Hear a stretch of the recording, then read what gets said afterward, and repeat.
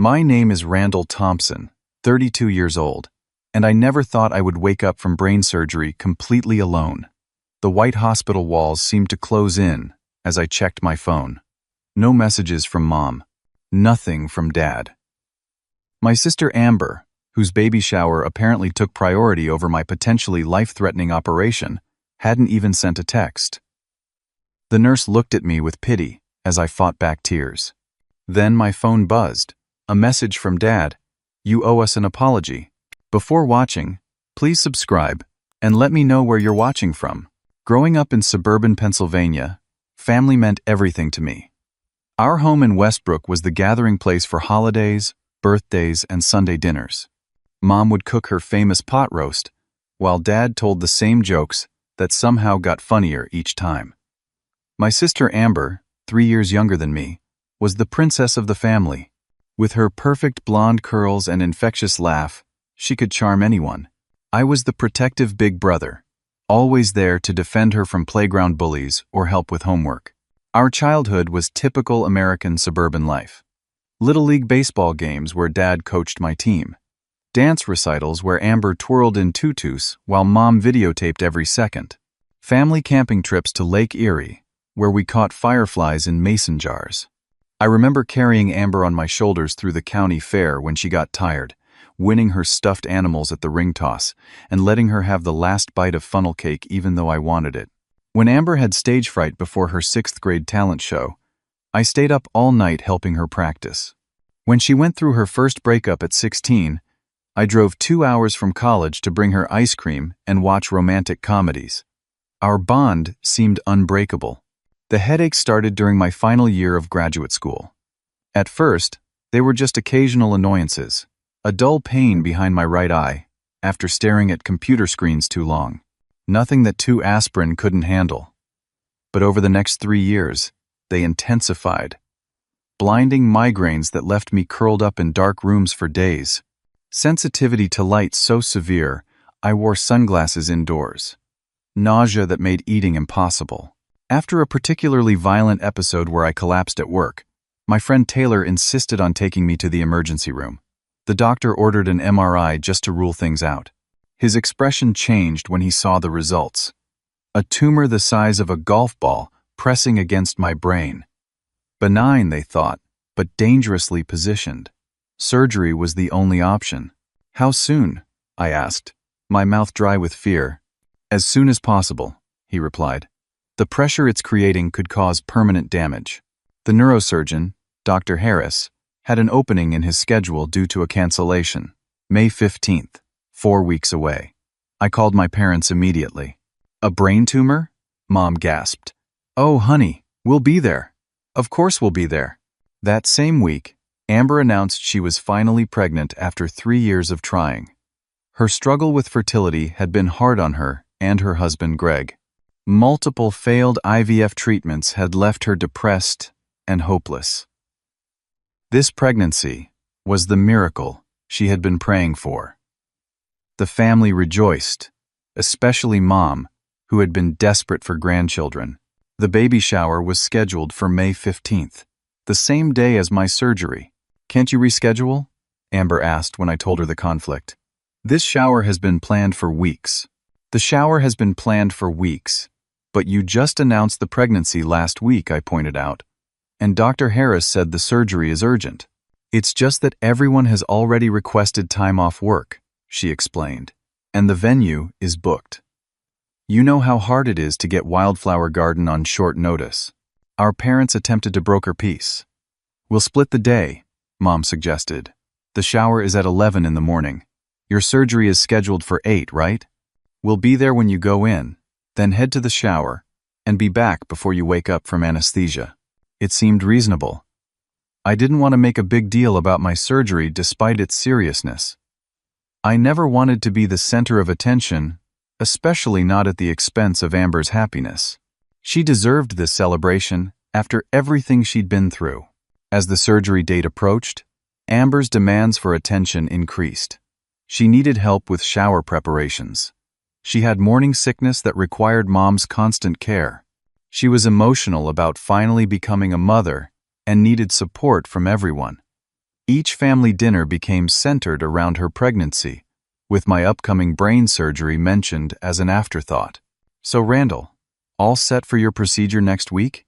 Dad would ask after 30 minutes of discussing baby names and nursery colors. The night before surgery, we had dinner at my parents' house.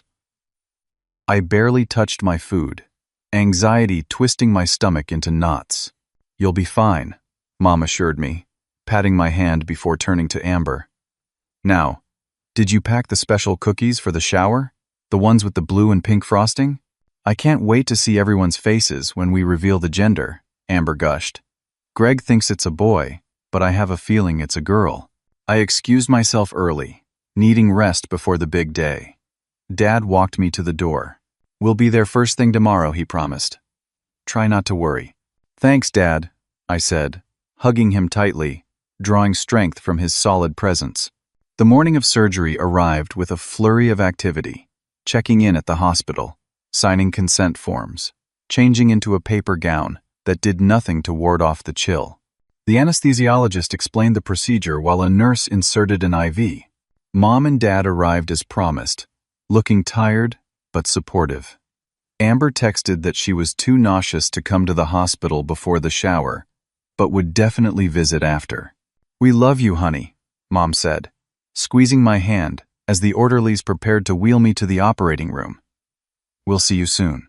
The last thing I remember before the anesthesia took effect was Dad's reassuring smile and the thought that despite everything, my family would be waiting when I woke up. I had no idea how wrong I was. The return to consciousness was gradual. First, distant beeping. Then, the antiseptic smell of hospital cleaner. My eyelids felt impossibly heavy, but I forced them open, blinking against the harsh fluorescent lighting. My mouth was dry, my thoughts foggy. A bandage wrapped tightly around my head made movement difficult. I expected to see my parents sitting nearby, perhaps Mom reading a magazine or Dad watching the small television mounted in the corner. Instead, I found an empty room. No flowers, no cards, no family. They must be getting coffee, I thought groggily. The surgery had probably run long. They would be back any minute. A nurse with kind eyes and silver-streaked hair entered, checking my vitals.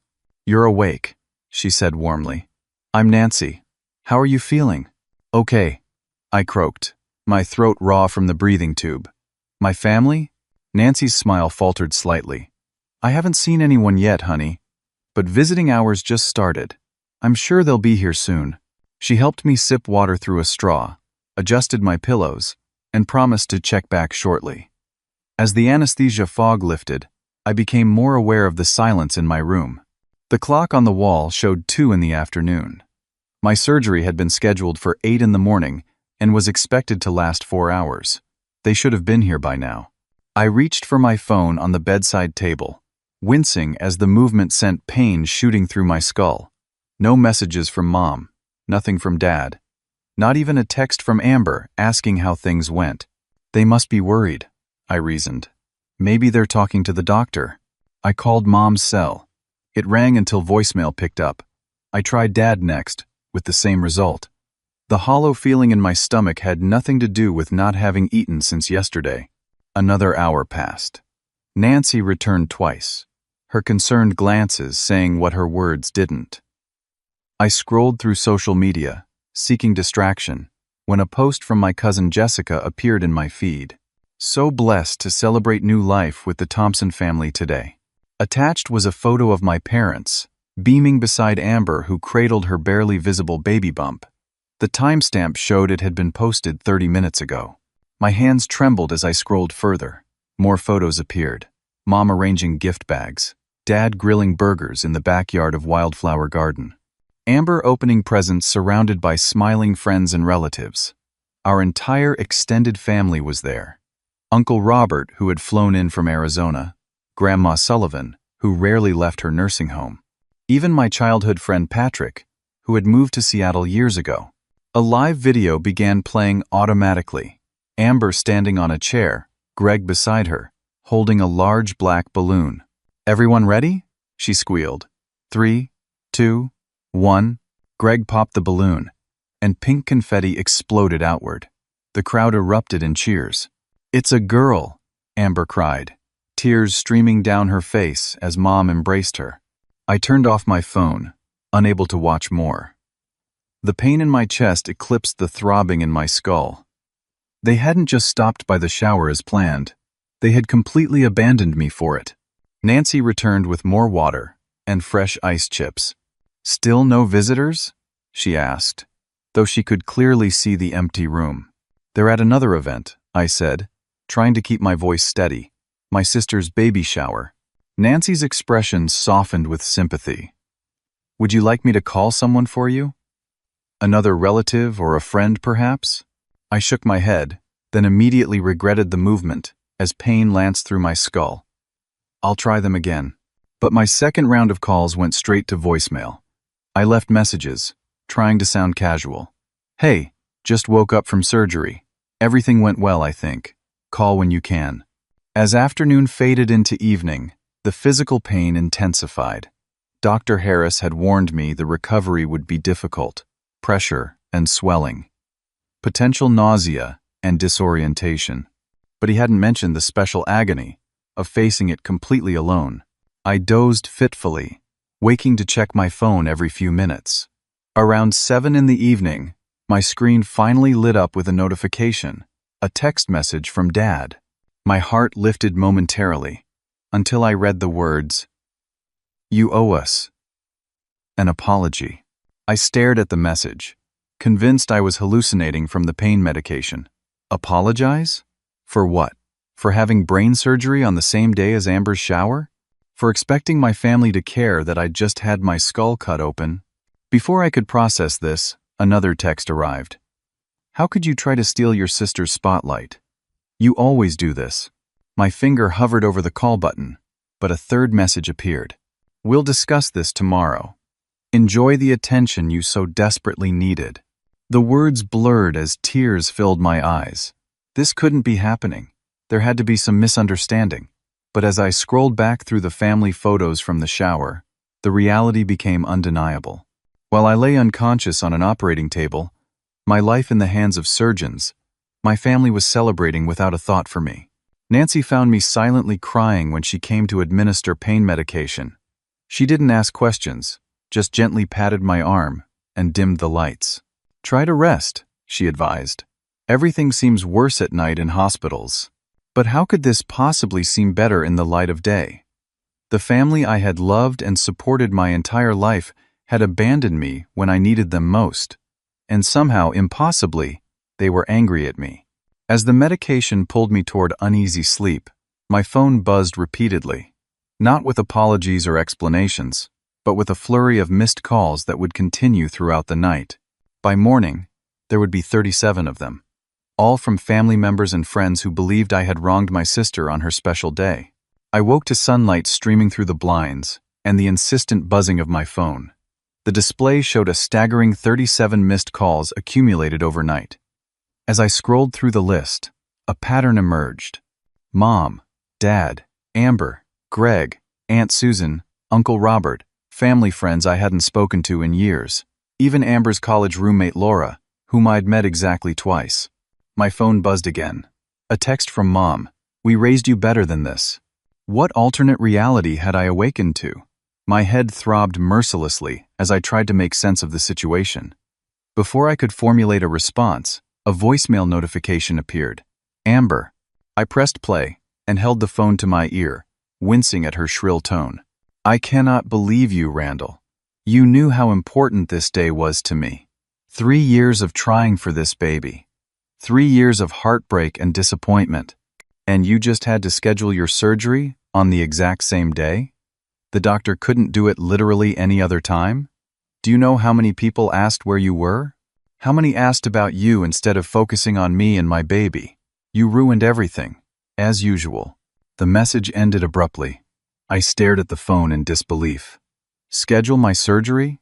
As if I had planned to have a brain tumor and selected the date for maximum inconvenience? My fingers trembled as I typed a response to Mom. "I didn't choose to have brain surgery yesterday. The doctor said it was urgent. I'm still in the hospital. Alone." Her reply came seconds later. Dr. Harris told your father there were other available dates. You insisted on yesterday. This was completely false. Dr. Harris had specifically said May 15th was the only opening due to a cancellation. I had taken it because he had stressed the urgency of removing the tumor quickly. Had my father actually spoken to my doctor without my knowledge or consent? My phone rang. Greg, Amber's husband. Against my better judgment, I answered.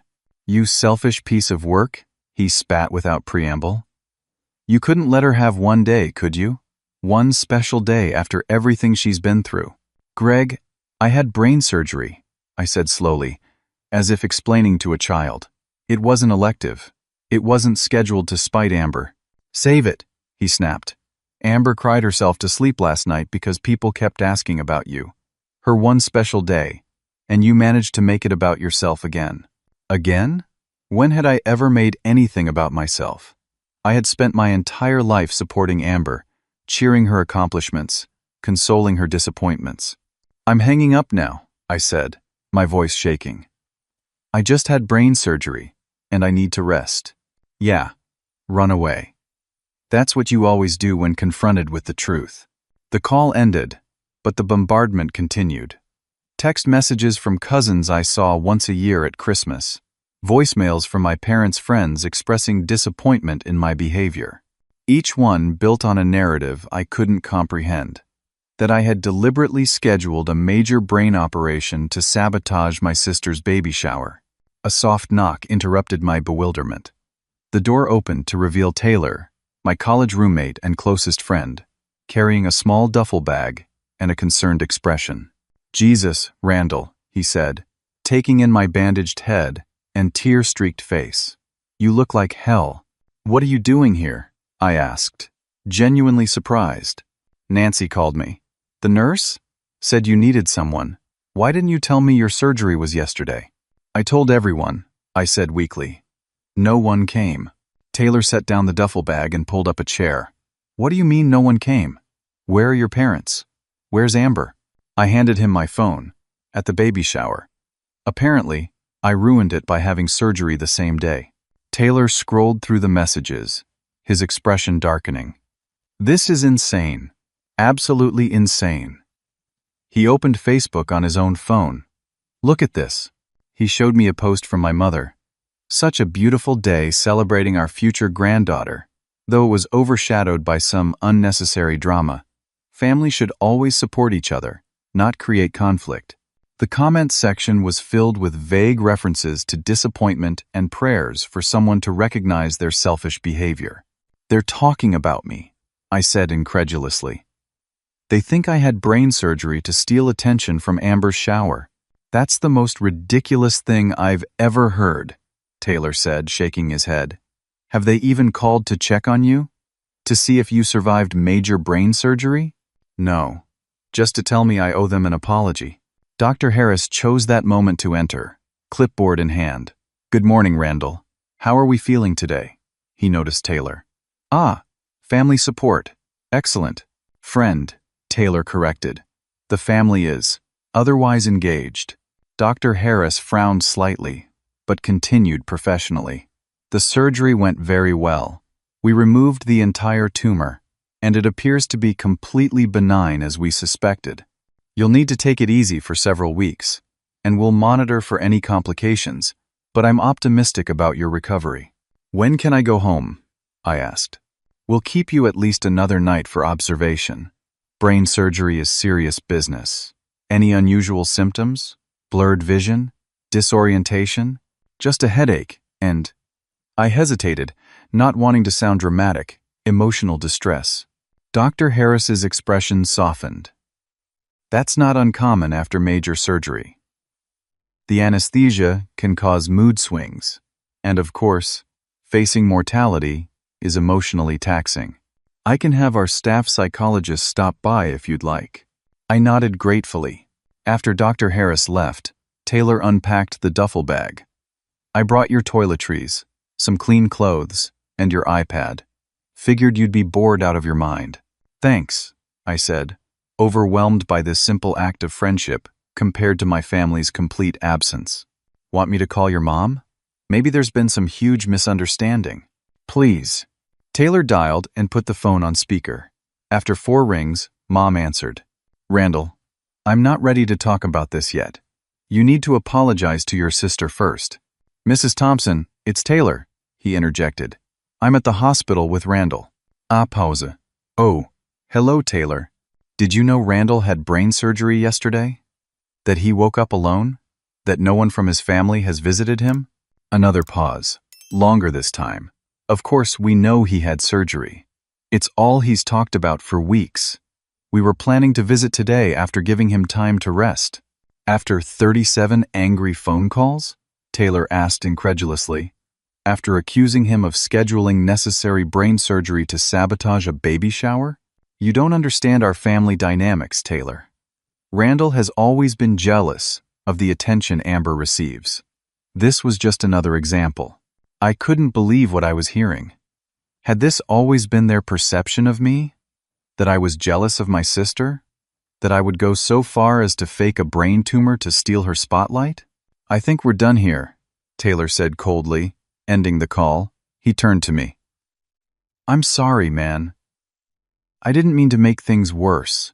You didn't, I assured him. They were already as bad as they could get. But I was wrong. Things could get worse, and they did when Nancy returned to check my vitals and informed me that there had been a slight complication detected in my post-operative brain scan. Nothing to panic about, she assured me. But Dr. Harris wants to run additional tests. As she adjusted my IV, she added gently, Would you like me to call someone for you? Family should be here for this conversation. The irony of her words twisted like a knife. No, I said quietly. There's no one to call. The weight of complete abandonment pressed down on me as I faced the prospect of additional medical procedures completely alone. The morning crept by in a haze of pain medication and disbelief. Around 11, the door to my hospital room swung open, revealing my father.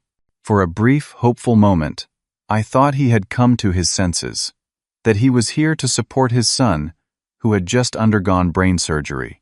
Dad, I said, my voice cracking with emotion. He stood awkwardly at the foot of my bed, not meeting my eyes. Randall. The silence stretched between us, filled only by the steady beep of my heart monitor. Finally, he spoke. Your sister has been trying for a baby for years. Years of heartbreak and disappointment. And you couldn't wait one more week for your surgery? Any hope I had harbored evaporated instantly. It wasn't my choice, Dad. Dr. Harris said it was urgent. Dr. Harris told me there were openings the following week. You insisted on the 15th. That's not true, I protested. Why would I do that? Dad sighed heavily, as if dealing with a difficult child. You've always needed to be the center of attention, ever since you were little. This accusation blindsided me. I had spent my entire life trying not to be a burden, supporting others, stepping back so Amber could shine. Where was this coming from? Yesterday was supposed to be the happiest day of your sister's life, Dad continued. Instead, everyone was talking about you and your surgery, asking if you were okay, wondering why the surgery had to be that specific day. Because I have a brain tumor, I nearly shouted, pain shooting through my skull at the exertion. Had a brain tumor, which could have killed me, if not removed promptly. Don't be dramatic. Dr. Harris said it was benign. Yes, but the location was dangerous. The pressure it was creating could have caused permanent damage. I was repeating the doctor's exact words. Words my father should have heard and understood.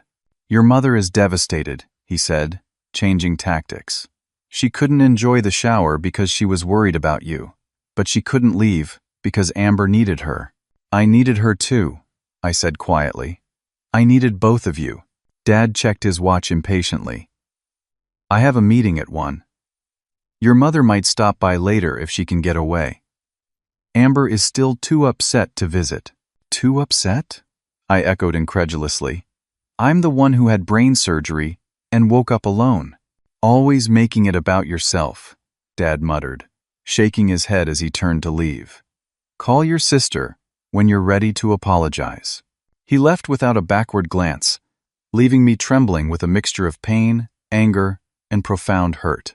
Almost immediately after he left, my phone rang. "Mom." "Randall," she began without preamble, "your father just called me.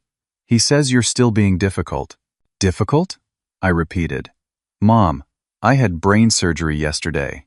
No one from my family was there when I woke up. And somehow I'm the villain in this story?"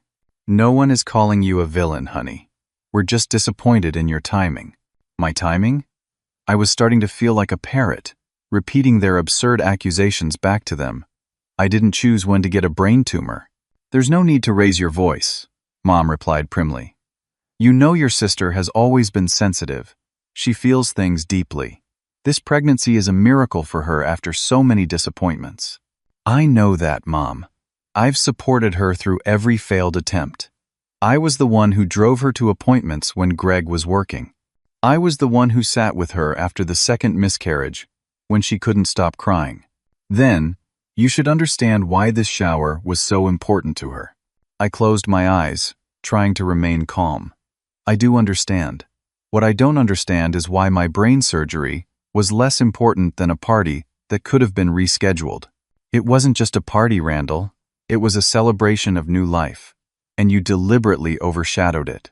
There was that accusation again, that I had somehow planned this whole medical emergency as an attention-grabbing scheme. Mom, do you actually believe I got a brain tumor on purpose? That I scheduled surgery on the same day as Amber's shower to steal her spotlight?" Her silence spoke volumes. "I need to go," she said finally. "Amber needs help organizing the shower gifts. The registry list got mixed up, and some people brought duplicates." The call ended, leaving me staring at the phone in disbelief. My own mother believed I would fake a life-threatening condition for attention. As if on cue, a group text from Amber appeared on my screen. "I've tried to be understanding, but this is the last straw. You've been attention-seeking your entire life, but this crosses a line. Scheduling brain surgery on my baby shower day? Really, Randall? Everyone was talking about you, instead of celebrating my miracle baby. Thanks for ruining yet another special moment for me." The text was followed by a barrage of examples allegedly proving my history of jealousy. Me announcing my college acceptance during her Sweet 16 party. I had received the letter that day and quietly told only my parents, who insisted on sharing the news. Me getting the flu during her high school graduation, completely beyond my control. Me proposing to my ex-girlfriend the same year as her wedding. We had been dating for 5 years, and the proposal had nothing to do with her.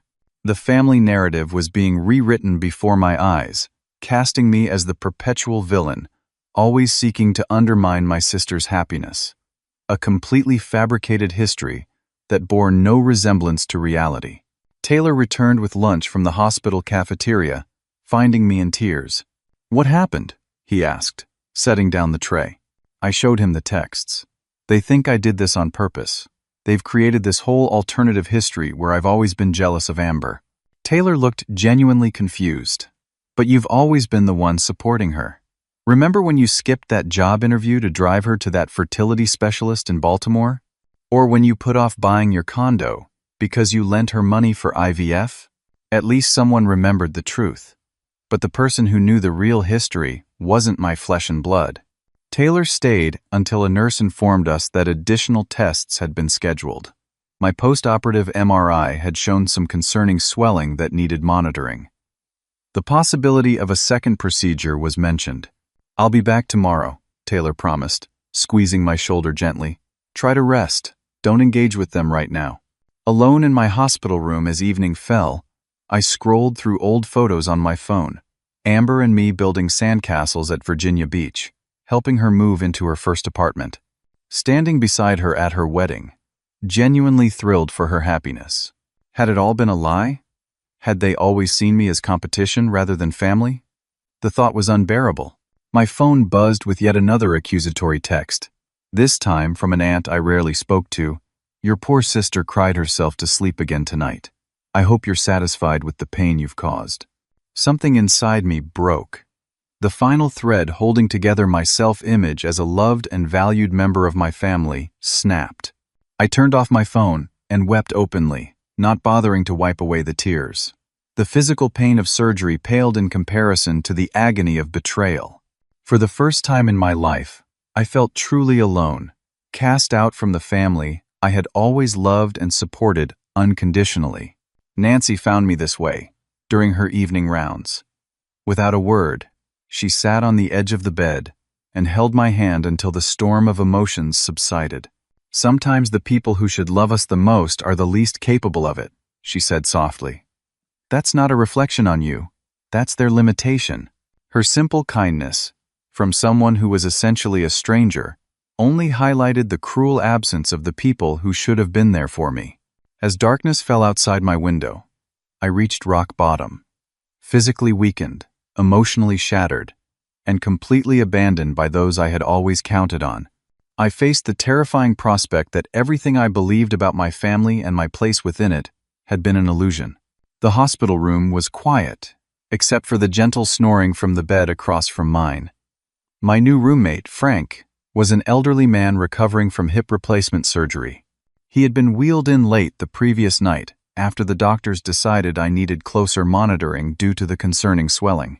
I hadn't slept much, thoughts churning endlessly about my family's abandonment and accusations. Around dawn, Frank stirred and noticed me staring at the ceiling. "Rough night?" he asked, his voice gravelly with age. "You could say that," I replied. "Brain surgery, huh? My nephew had that. Tough business." I nodded, not really in the mood for conversation. "Your family coming to visit today?" he asked innocently. The question triggered fresh pain. "No, they're busy." Frank studied me with shrewd blue eyes that missed nothing despite his 80-plus years.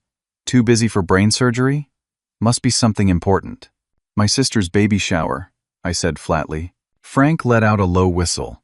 "That was yesterday, and they're still at it?" Despite everything, I found myself telling this stranger the whole sordid story. The scheduling conflict, waking up alone, the accusations, the 37 missed calls, all of it. Frank listened without interrupting, occasionally nodding or shaking his head. "Son," he said when I finished, "I don't know you or your family, but I know toxic when I hear it. Been there myself. My brother didn't speak to me for 20 years because I missed his kid's college graduation. I was having bypass surgery." He tapped his chest. 6 bypasses. "Still has the nerve to say I did it on purpose." "How did you deal with it?" I asked. Took me years to realize it wasn't about me at all. Some people need drama like they need oxygen. They need someone to be the villain in their story. He adjusted himself in the bed with a wince. "The question is, do you want to keep playing the role they've assigned you?" His words struck something deep within me. Was that what I had been doing all these years? Playing an assigned role in my family's drama? Dr. Harris arrived with a team of residents, interrupting our conversation. The news was mixed. The swelling had stabilized, which was positive, but they wanted to keep me another 2 days for observation. "Is there anyone who can stay with you after discharge?" Dr. Harris asked. "You shouldn't be alone for at least a week post-surgery." Before I could answer, Frank spoke up. His friend Taylor offered. "Good kid, that one." I glanced at Frank, surprised he had remembered Taylor's name from my rambling story. He gave me a conspiratorial wink. After the medical team left, a hospital therapist named Dr. Bennett came to see me. She was a petite woman with a no-nonsense demeanor that I appreciated immediately. "Nancy asked me to stop by," she explained. "She mentioned you might be dealing with some family issues on top of your medical concerns." Ordinarily, I might have deflected, minimized, kept up the appearance that everything was fine, but something had shifted inside me. Frank's question echoed in my mind. Did I want to keep playing the role they'd assigned me? "My family thinks I scheduled brain surgery to sabotage my sister's baby shower," I told Dr. Bennett bluntly. "They've decided I'm jealous of her, and always have been. They're demanding I apologize for ruining her special day by having a tumor removed from my brain." To her credit, Dr. Bennett didn't look shocked. "And what do you think about their perspective?" "I think it's insane," I replied honestly. "I've spent my entire life supporting my sister. I would never intentionally hurt her. Yet they believe you would," she observed. "Where do you think that belief comes from?" I hadn't considered this question. "I don't know. Maybe they need someone to blame when things don't go perfectly for her?" Dr. Bennett nodded thoughtfully. Family dynamics often establish themselves early, and they can be remarkably resistant to change. If your role has been to prioritize your sister's needs above your own, any deviation from that pattern, even one as unavoidable as urgent medical care, might be perceived as a threat to the established order. She spent the next hour helping me identify patterns in my family relationships that I had never consciously recognized. How I had always been expected to be the strong one, the supportive one, the one who sacrificed for others. How Amber's emotional needs always took precedence. How my parents consistently reinforced these roles. What do I do now? I asked finally. How do I respond to them? That depends on what you want, Dr. Bennett replied. If you want things to go back to exactly the way they were, you would need to apologize as they're demanding, even though you've done nothing wrong. That would reinforce the existing dynamic. And the alternative? You establish boundaries. You communicate clearly that their behavior was hurtful and unacceptable. You make your expectations explicit. This will likely create conflict initially, as they resist the change, but it's the only path to a healthier relationship. The idea of confronting my family was terrifying. I had spent 32 years avoiding conflict with them at all costs. Will they even listen? I wondered aloud. That's not something you can control, Dr. Bennett said gently. You can only control your own actions and responses. After she left, Taylor arrived with real coffee and a bag of books to help pass the time. You look better, he observed. Still terrible, but better. I managed a weak smile. Dr. Bennett thinks I need to establish boundaries with my family. Dr. Bennett is a genius, Taylor said, pulling up a chair. I've been telling you that for years. I wouldn't even know where to start. Taylor opened his laptop. Let's look at your old journals. Remember those Google Docs you used to keep? Maybe there's a pattern we can identify. We spent the afternoon combing through years of my private writings. A disturbing picture emerged. Countless instances where I had set aside my own needs for Amber or my parents. Times when I had felt hurt, but immediately dismissed my own feelings as selfish or unimportant. A lifetime of putting myself last. Look at this entry from Amber's wedding, Taylor pointed out. You worked yourself into exhaustion helping with preparations, then apologized for getting a migraine during the reception. I felt terrible about it, I remembered. Mom was so upset that I wasn't in more of the photos. Dude, you were literally throwing up from pain, and they made you feel guilty about it. Frank, who had been pretending not to eavesdrop, chimed in. Sounds like classic golden child and scapegoat dynamic to me. My ex-wife had a psychology degree. Couldn't stop analyzing our family at Thanksgiving dinner. I laughed despite myself. Frank's blunt observations were oddly comforting. That evening, I made a decision. I drafted a message to my family. I am recovering from brain surgery. The operation was successful, but there are complications requiring additional monitoring. I am deeply hurt that none of you were present when I woke up, and that you've accused me of scheduling a necessary medical procedure to undermine Amber's baby shower. I did not choose to have a brain tumor, nor did I select the date of surgery. Dr. Harris can confirm this was the earliest available slot, and it was medically urgent. I love you all, but I cannot accept being treated this way. I will be staying with Taylor after discharge. When you are ready to acknowledge the hurt you've caused and apologize, I am open to conversation. Until then, I need space to focus on my physical recovery. I read it to Taylor and Frank, who both approved. Clear, direct, not accusatory but not a doormat either, Frank summarized. Are you sure you want to send it? Taylor asked. It's a big step. I took a deep breath and hit send before I could lose my nerve. Yes. It's time. The responses came quickly. Mom, I can't believe you're making this difficult situation even worse. Dad, this is extremely disappointing, Randall. Amber. Classic victim behavior. I turned off my phone. For the first time in my life, I wasn't going to engage in their drama or try to manage their emotions. That night, I slept peacefully for the first time since surgery. The next morning brought news that the concerning swelling had decreased significantly. Dr. Harris was pleased with my progress. "You seem different today," he observed, more at peace. "I am," I realized. "I've made some important decision." Frank was discharged that afternoon. Before leaving, he scribbled his phone number on a hospital menu. "Call me if you need an old man's perspective," he said gruffly. "Or if you just want to complain about ungrateful relatives. I've got plenty of stories to share." I thanked him sincerely. This unexpected friendship, formed in the crucible of hospital confinement, felt like a gift. Later that day, my cousin James called. Unlike the barrage of accusatory calls I'd received, James was genuinely concerned. "I just heard about your surgery," he said. "I had no idea it was happening the same day as the shower. Are you okay?" James had always been something of an outsider in the family himself. He understood the dynamics better than most. "I'm getting there," I told him, physically and emotionally. "Listen," he said hesitantly, "I've had similar experiences with the family. The way they make everything about Amber. The way they expect everyone else to sacrifice without acknowledgement. If you ever want to talk to someone who gets it, I'm here." His understanding was like a lifeline. I wasn't crazy. I wasn't selfish. Other people had noticed the dysfunctional patterns too. That evening, Mom called again. I almost didn't answer, but decided it was time to practice my new boundaries directly. "Randall," she began, her voice artificially sweet, "we really need you to call your sister.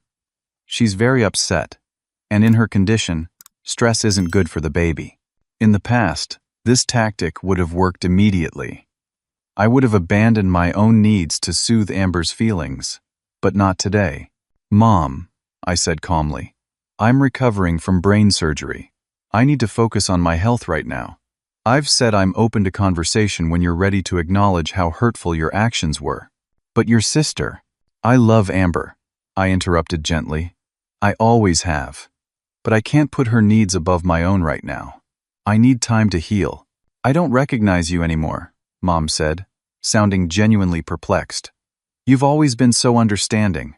"I'm still me," I assured her. "I'm just taking care of myself too now." The call ended without resolution, but I felt stronger for having maintained my boundary. It was a small victory, but a significant one. That night, I slept without medication for the first time since surgery. The physical pain was still present, but manageable. The emotional pain was beginning to transform into something else, a sense of liberation from patterns that had bound me for decades. I was starting to envision a life where my worth wasn't determined by how much I sacrificed for others, where my needs mattered too, where genuine love didn't require erasure of self. It was terrifying and exhilarating all at once. The day of my discharge arrived bright and clear. Taylor had taken the day off work to drive me home and help me settle in. As I packed my few belongings, Nancy stopped by with discharge papers and care instructions. "Someone's here to see you," she said, her expression carefully neutral. My parents and Amber filed into the room, looking uncomfortable. Mom carried flowers. Dad had a balloon that said, "Get well soon." Amber hung back near the door, one hand protectively over her slightly rounded belly. "We came to take you home," Mom announced, as if the past 5 days hadn't happened. I glanced at Taylor, who gave me an encouraging nod. "Thank you for coming," I said sincerely. "But Taylor is taking me to his place. I mentioned that in my message." "Don't be ridiculous," Dad said dismissively. "You need family right now." "I do," I agreed. "But I need family who respects my boundaries and acknowledges when they've hurt me." Mom sighed dramatically. "Randall, we've all been under tremendous stress. Can't we just put this unpleasantness behind us?" "It's not that simple," I replied, keeping my voice steady despite the anxiety churning in my stomach. "I woke up from brain surgery completely alone because my entire family chose to attend a baby shower instead. Then you accused me of scheduling necessary medical treatment to sabotage Amber's special day. That's not unpleasantness. We can just sweep under the rug." "You're making it sound worse than it was," Amber said, speaking for the first time. "We were going to visit after the shower, but then we heard you were being difficult with Dad." "Difficult?" I echoed. By what definition is expecting family support after brain surgery being difficult? The conversation was circular and frustrating. They wanted immediate reconciliation without accountability. I wanted acknowledgement of the hurt they'd caused before moving forward. We were at an impasse. "I appreciate you coming today," I said finally. "But I've made my decision. I'm going to Taylor's to recover. When you're ready to really talk about what happened, I'll be there." They left reluctantly, clearly bewildered by my newfound backbone. As Taylor wheeled me to his car, I felt a complex mixture of emotions: sadness at the rift with my family, pride in standing my ground, anxiety about the uncertain path ahead. "You did good," Taylor assured me as he drove toward his apartment. "That couldn't have been easy." "It wasn't," I admitted, "but it was necessary." The next week passed in relative peace. Taylor's spare bedroom became my recovery sanctuary. His girlfriend Mia dropped by with homemade soup and gentle encouragement. My stitches itched, my head ached, but the crushing emotional pain had begun to subside. Dr. Bennett continued our sessions via video call. We worked on identifying healthy boundaries and preparing for the inevitable confrontations to come. I connected with an online support group for people estranged from family members. Their stories were heartbreakingly familiar. Then, exactly 1 week after my discharge, Amber showed up unannounced at Taylor's apartment. "We need to talk," she announced when I opened the door. I invited her in cautiously. She perched on the edge of the sofa, looking around Taylor's bachelor pad with barely disguised disdain. "Mom and Dad are really upset," she began without preamble. "They don't understand why you're being so difficult. How would you feel if you woke up from major surgery and no one from your family was there?" I asked quietly. Amber waved her hand dismissively. "That's different. This pregnancy is my miracle after years of trying. You know how important it was to have everyone at the shower. My brain surgery was important too, Amber. The tumor could have killed me, if not removed promptly. But it didn't," she countered. "You're fine. Meanwhile, I had to deal with everyone asking about you instead of focusing on me and the baby." The self-centeredness of her perspective was breathtaking. In the past, I would have immediately backed down, apologized, done whatever necessary to restore peace. But Dr. Bennett's words echoed in my mind. "Boundaries are necessary for healthy relationships." "I understand the shower was important to you," I said carefully. "I would never intentionally overshadow your special day. But my need for medical care was not an attack on you. It was not planned to hurt you. It was necessary for my survival." "You could have scheduled it for another day," she insisted stubbornly. "No, I couldn't," I replied firmly. "Dr. Harris can confirm that. And even if other dates had been available, you and the family should have been there for me, just as I've always been there for you." Amber's eyes filled with tears. "See? You're making me upset. Do you know how dangerous stress is during pregnancy?" The tears, the pregnancy card, these were her standard tactics whenever confronted. Usually, they worked instantly. Today, I recognized them for what they were: manipulation. "I'm sorry you're upset," I said sincerely, "but I'm not responsible for managing your emotions. I need you to hear me when I say that I was deeply hurt by being abandoned during a life-threatening medical crisis." "So what do you want?" she asked petulantly. "For all of us to grovel and beg forgiveness?" "No. I just want acknowledgement that what happened was wrong and hurtful. I want a genuine apology, and I want assurance that it won't happen again." Amber stood abruptly. "This is ridiculous. You've always been jealous of me, and now you're using this surgery to play the victim and make demands." As she stormed out, I remained calm. Her accusations no longer had the power to devastate me. I was beginning to see them for what they were: projections of her own insecurities, not reflections of reality. The following day, my parents called to suggest a family meeting to resolve this situation. They proposed dinner at their house, but I countered with a session with Dr. Bennett. Surprisingly, they agreed. The virtual family therapy session was tense and difficult.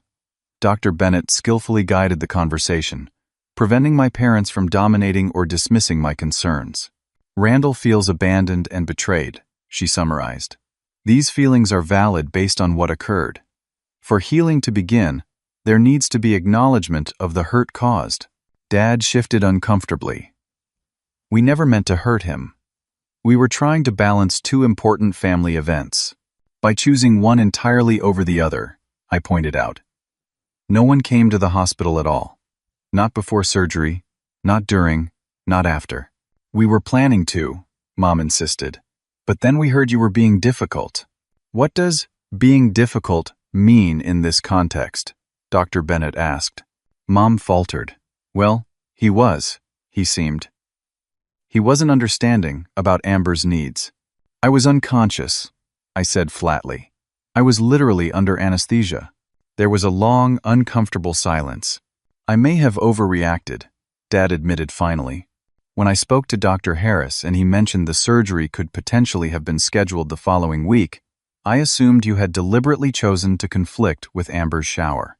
This was the first crack in the family narrative. A small acknowledgement that perhaps, just perhaps, I hadn't orchestrated a medical crisis to steal attention. The following week would have been too late, I explained. The pressure from the tumor was causing damage. That's why Dr. Harris recommended the earliest available slot. I didn't know that, Dad said quietly. The session continued with halting progress.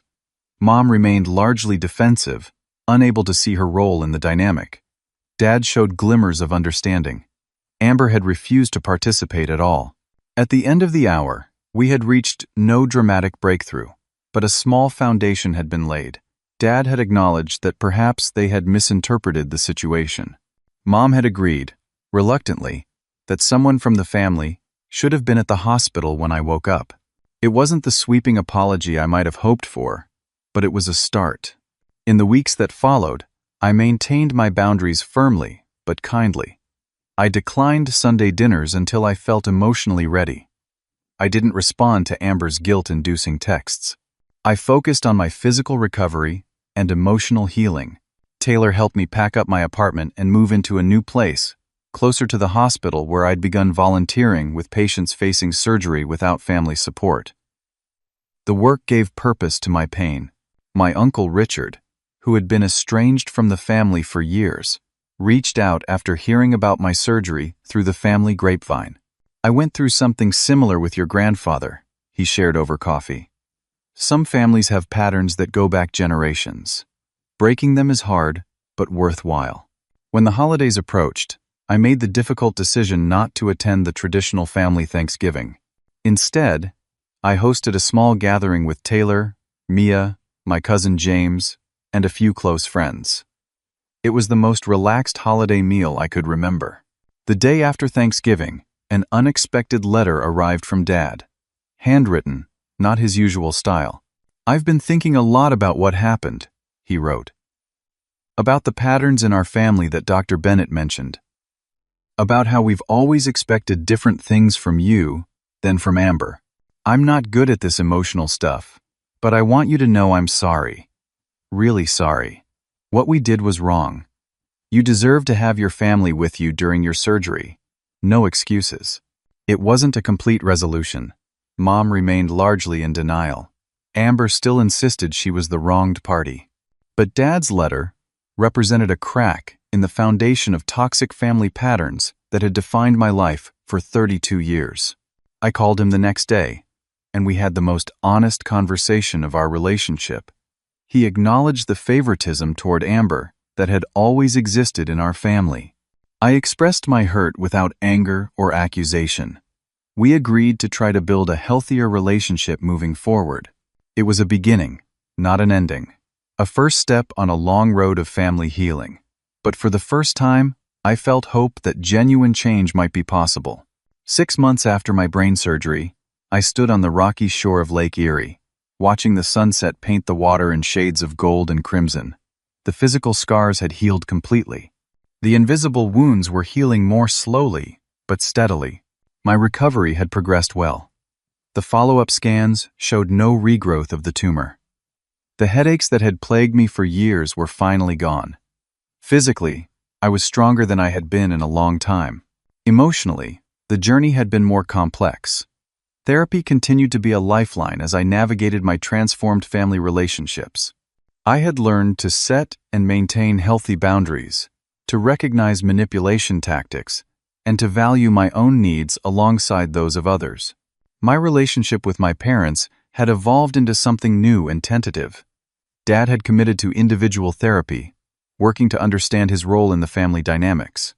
Our weekly coffee meetups had become a space for honest conversation about the past and present. "I never realized how unfairly we treated you," he admitted during one such meeting. It was always, "Amber needs this," or "Amber is sensitive about that." "We put all the responsibility on you because you seemed so capable, so willing to step back." "I wanted to be the good son," I explained. "I thought that meant always putting everyone else first." Mom was making slower progress. She still struggled to acknowledge her part in the pattern, but small shifts were happening. She had begun asking about my work and my health, without immediately turning the conversation to Amber. My relationship with my sister remained the most strained. Amber had announced her second pregnancy shortly after giving birth to her daughter, Sophia. The news had been delivered via family group text, with no direct communication to me. I had responded with simple congratulations, neither over-enthusiastic nor cold. Taylor and I had grown even closer through the ordeal. Our friendship had evolved into something approaching brotherhood. He had been there for me when my biological family failed, and that bond was unbreakable. Frank, my elderly hospital roommate, had become an unexpected mentor. We met monthly for chess in the park, his wisdom about family estrangement providing perspective and occasional much-needed humor. My brother sent me a Christmas card after 15 years of silence. He told me during one such meeting. All it said was, "You were right," never specified about what. The nurse who had shown me kindness during those dark days, Nancy, had become a friend as well.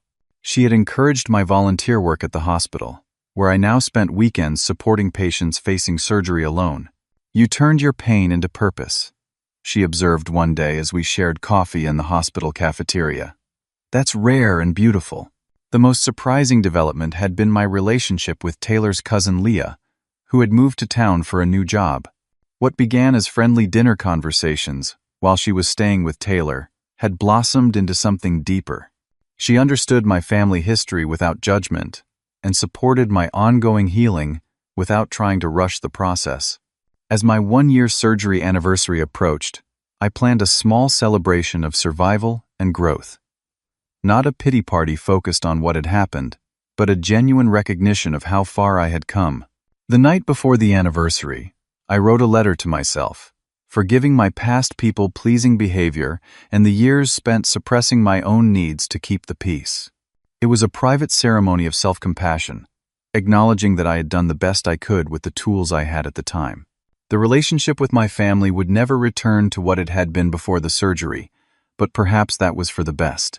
The old dynamic had been built on unhealthy foundations: favoritism, unbalanced expectations, and conditional love. What we were building now, slowly and with frequent setbacks, was something potentially stronger because it was based on honesty and respect rather than roles and obligations. I had learned that family is sometimes chosen, not just born. That blood ties do not obligate you to accept mistreatment. That setting boundaries is an act of love, not selfishness. The most profound lesson had been about self-worth. For 32 years, I had unconsciously believed that my value came from what I could do for others, particularly my family.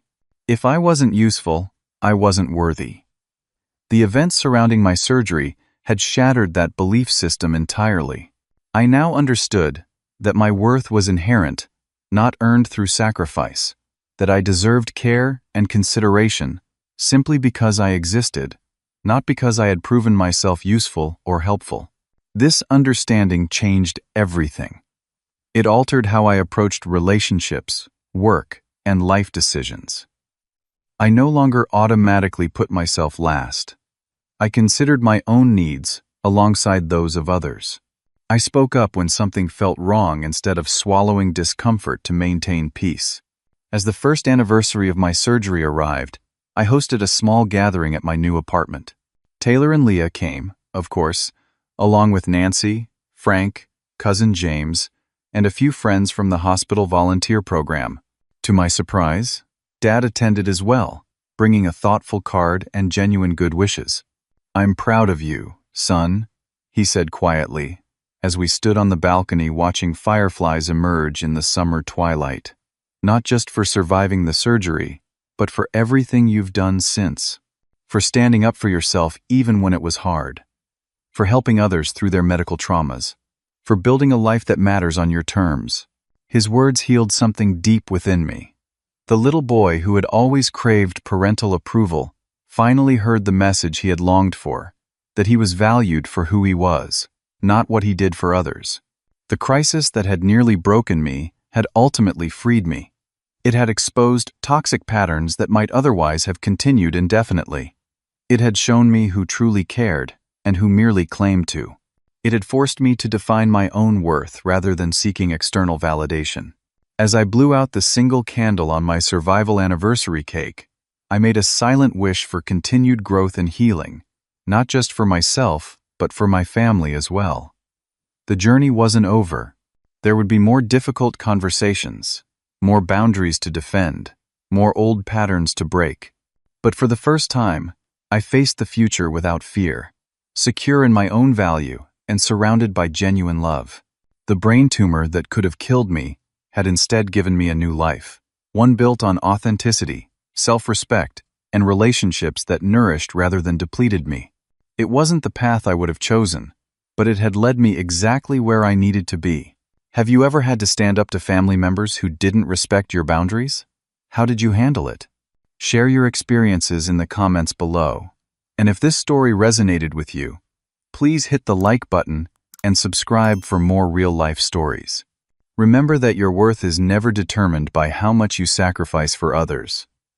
Thank you for listening to my journey, and I hope it helps anyone going through similar family struggles to find their own path to healing.